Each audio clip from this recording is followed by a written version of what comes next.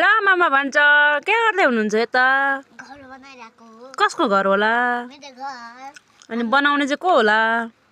मामा र म खोइ त मामाले मात्रै बनाइरहेको छ छोरो त बसिरहेको छ त म त ढुङ्गा लगाइराको